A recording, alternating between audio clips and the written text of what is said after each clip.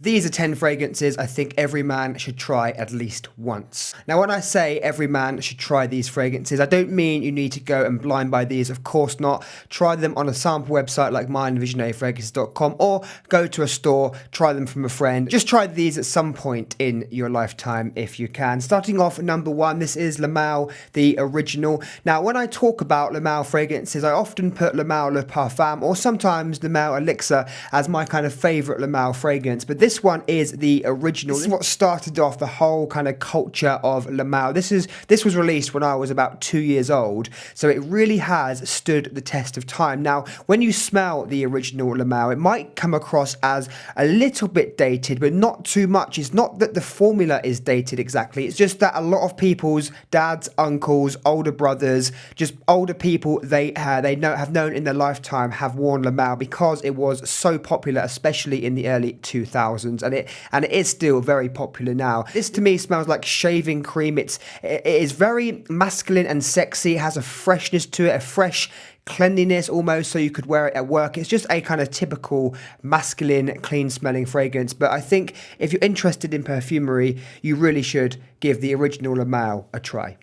Number 2, I'm going to put these in joint positions. This is Sauvage and Creed Aventus. Either one of these I think you should try in your lifetime because of the popularity of them and the fact that these two fragrances, probably Creed Aventus first, has changed the way that men's designer fragrances especially are made now, changed the kind of game of men's fragrances and what men are into, and released a fragrance DNA that now is really popular in men's fragrances. Creed Aventus, to me, I don't really enjoy it that much anymore, only because there are so many clones of Creed Aventus now, and it feels like every designer brand almost has, and it feels like a lot of designer brands have their version of the Creed Aventus DNA. So it almost feels like you can smell this everywhere, and it's so expensive for what it is. But Dior Sauvage, however, the Eau de Parfum is, I think, the best concentration. I still think it's a great fragrance to wear as long as people around you don't wear it too much. Moving on to a niche fragrance. This is one of my favourite niche fragrances from Roja Dove. This is Enigma Parfum Cologne. Now, it's not a cologne fragrance. It's not the concentration of a cologne. It's an eau de parfum, but it's supposed to perform like a old school men's cologne. So very like evaporative, if that's a word, very diffusive. So when you spray it on, you get a real buzz, a real fizziness, which you get with this.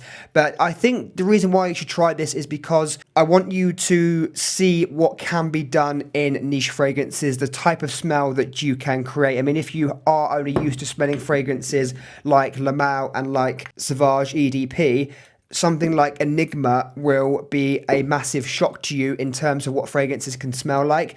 This one has an almost Coca-Cola vibe to it. Smells a bit like Coca-Cola, the fizz that you get from Coca-Cola. It goes into like a boozy, sweet fragrance as it dries down, but this has so many different characters.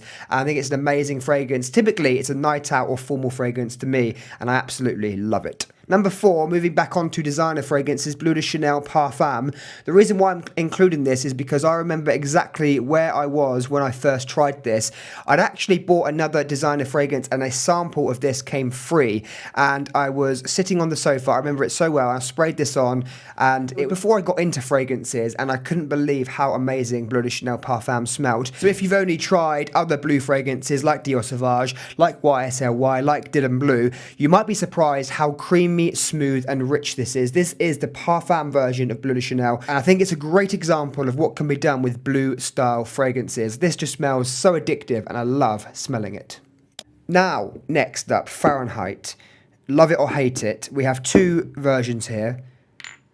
EDT, the original, which is this big one, and Le Parfum, which is a newer version of Fahrenheit. So this is the original Fahrenheit, has been around for a long time before I was born, and it's very divisive because it has a interesting smell. I love it. I think it's an amazing smelling fragrance, and I can imagine what kind of wave this would have made when it was first released, because it is incredibly masculine and different. It has a gasoline smell, of course, but it's a bit green, it's leathery, and I think this is like your signature scent for I think this is like a 1980s signature scent. It's robust, it's leathery, it's just very masculine and strong.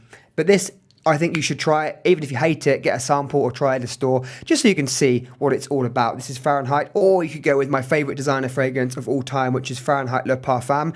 Now, it has some similarities to the original that we looked at. You get that they're from the same family, but this is completely different. This is modernized.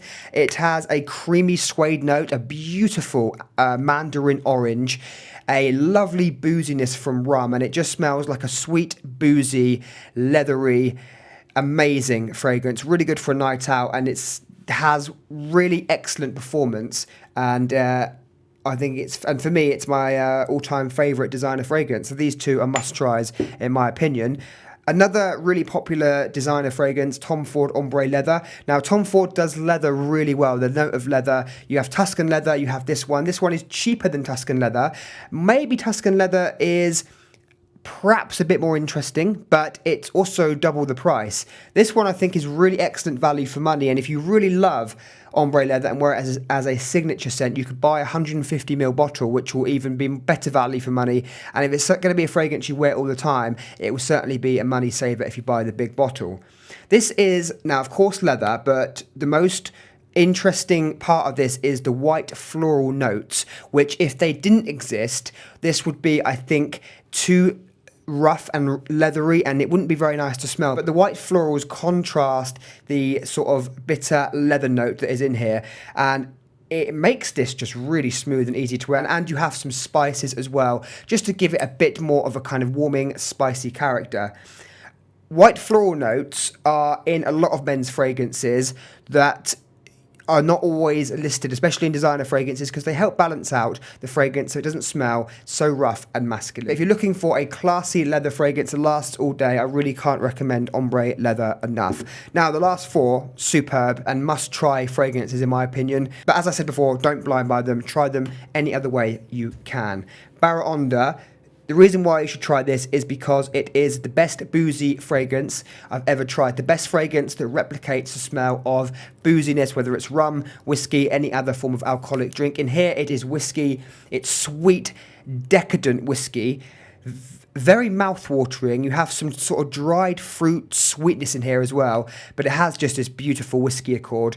And for me, it's a stunning fragrance. It's not one I wear very often, like outside. It's more one I wear for myself when I want to just, like, you know, watch a movie and I want to just smell this on my hand. That's when I like to wear Baraonda, but it's really superb. Now, possibly the best designer fragrance ever released objectively is Dior Homme Parfum.